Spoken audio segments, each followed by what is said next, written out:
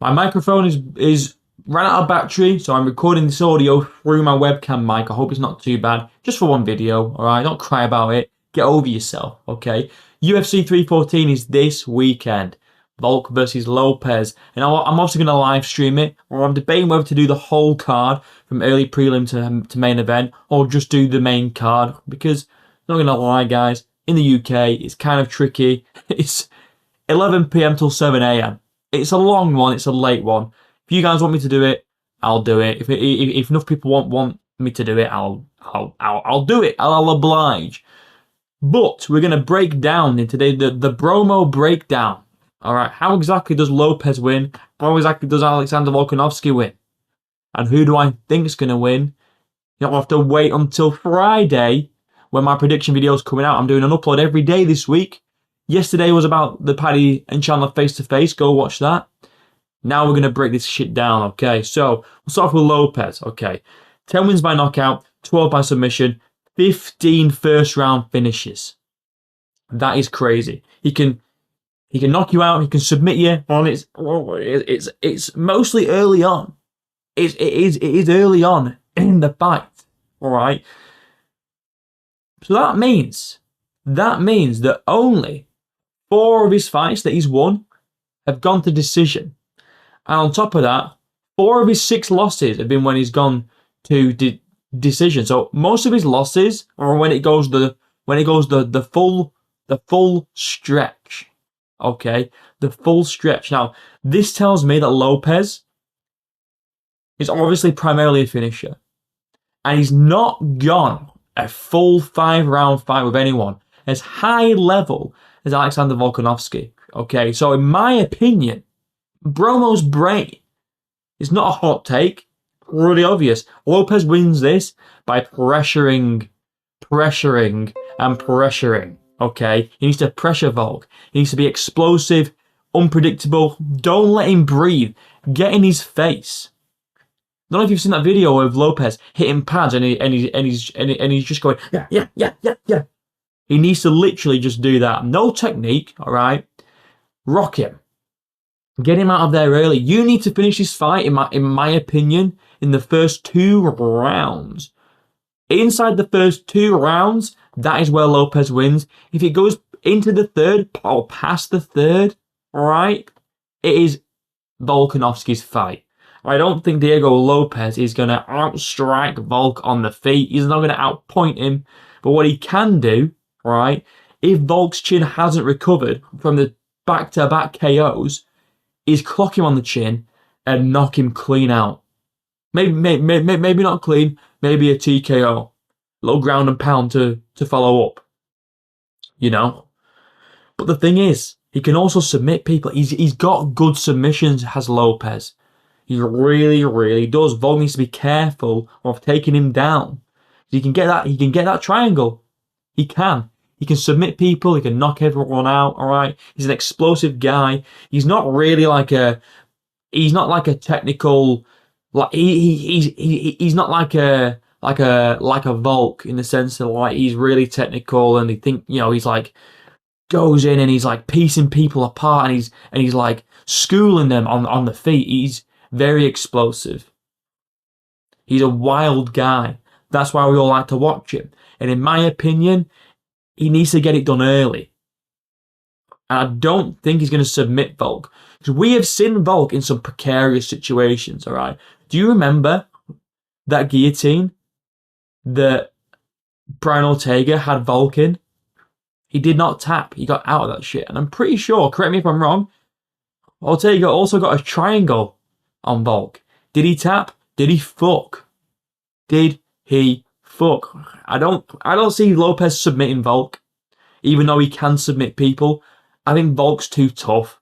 All right, we've seen it many fights against Islam Makhachev. All right, he held his own on the ground with Islam Makhachev, going up a weight class to fight the bigger, heavier, stronger guy. Held his own on the ground, didn't get submitted. To be honest, good scrambles, really good scrambles. All right, we all remember it. Islam on Volk's back, Volk hitting him and literally cheering, not worried at all with one of the best grapplers in the UFC on his back. I don't think Lopez poses any grappling threat to Volk. I think Volk's a very good grappler. So, again, he needs to finish it inside 2. And that's how Lopez wins. Walking Volk down. Don't let him breathe. Get in his face. Be wild, all right? Be crazy. Stick it to him, all right? Wild.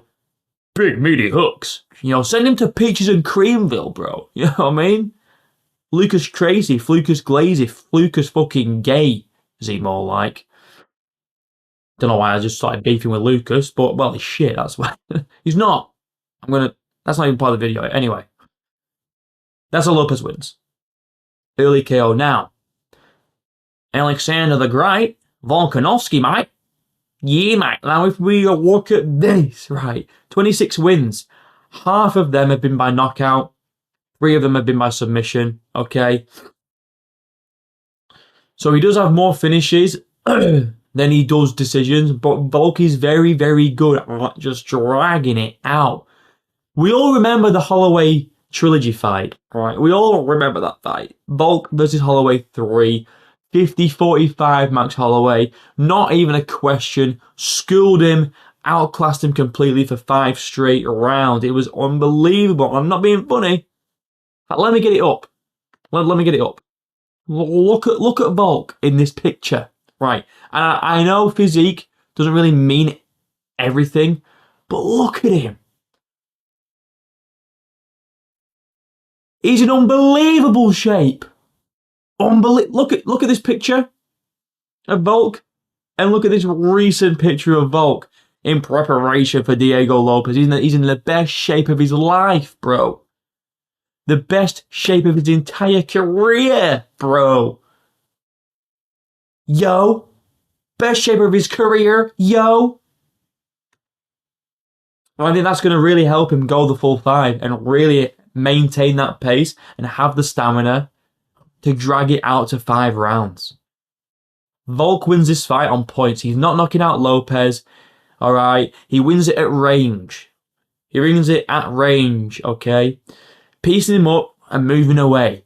Landing some, moving away. Never stopping moving. Don't ever stop moving. And to be honest, he could threat the takedown. He's got some good... He does have good... I know 3 wins by sub. He can grapple, though.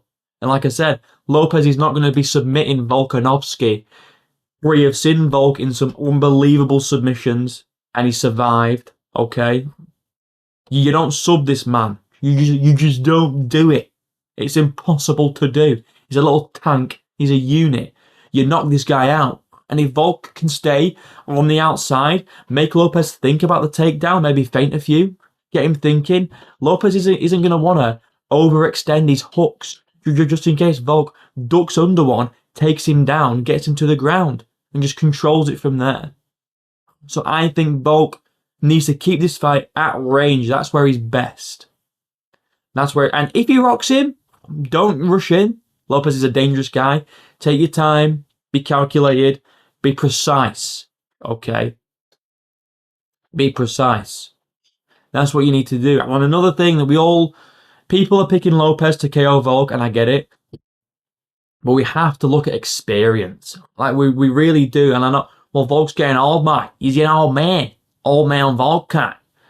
Let's just look at the level of opponents that this guy's been facing. Topuria, Makachev, Yair, Volk, Makachev, Holloway. This one was kind of, it was alright. Ortega, Holloway again. Beat Holloway 3 times. Jose Aldo, Chad Mendes, like the list goes on and on and on. Goes on and on. From like this point on, it's just been top guy. And he beat Max 3 times, bro. 3 times. I mean, one of them one of them's questionable, but 3 times. And then we look at Lopez's record. Okay. Ortega, Danny Gay on 1 day's notice. Took Lopez the full 3 and had a lot of success. Danny Gay on 1 day's notice. And I know Lopez had a pretty tricky week. had to make weight like 3 times, all right? But it's Dan Ige on 1 day's notice. Sadiq Youssef, okay. Sabatini, that's a decent win, right? Tucker on Lopez on his debut. Evloev on his debut. Right, you know, yes, he looked good against Sabatini and Youssef. He looked good against Ortega. It's this one, really, and I know it was 1 day's notice, but outside of Brian Ortega, I mean, we all love Dan Ige, but he's not exactly like a top guy, is he? Neither's Youssef, all right? Neither's Pat Sabatini. Evloev is, but he lost to Evloev. Experience matters, and when you're not going up against the top guys consistently, and you take a jump to the guy who's number 1. There's levels, and Alexander Volkanovski is probably the greatest featherweight of all time, or at least one of them. At least one of them, bro. And I think the experience and the high level, not just how many fights you've had, because Bobby Green's had about 50 fights. High level experience against top guys and winning. Schooling Max Holloway. Schooling him. Having a very back and forth against Makhachev in the first fight. So, like, scrambling with Makhachev. You know? Like, Makhachev is... That's his thing, bro. He submits people. Couldn't do it to Volk. And we go back to the... where is it? The Ortega fight. Again, Ortega had him in some real, tricky positions.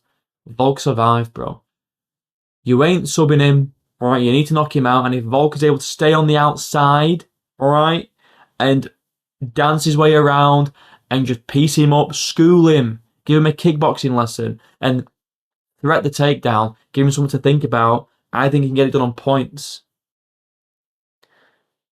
Well, I mean, so this is the way the fight goes. Volk on points, Lopez early round 1, round 2 KO. Let me know what you guys think, alright? My prediction video is going to come out at the end of the week on Friday, the day before the card. Let me know if you want me to stream the whole thing, okay? I might consider it. Let me know what you guys think. Who wins this fight? How does it get done? Do you agree with my analysis or not? Alright, it's just my opinion. I'm not no fucking genius. It's just what I've what's the word? Observed in my time watching these two fight. Okay? It's what I'm observing. So let me know, like and subscribe. My links are down below. Till next time, I'll see you in a bit.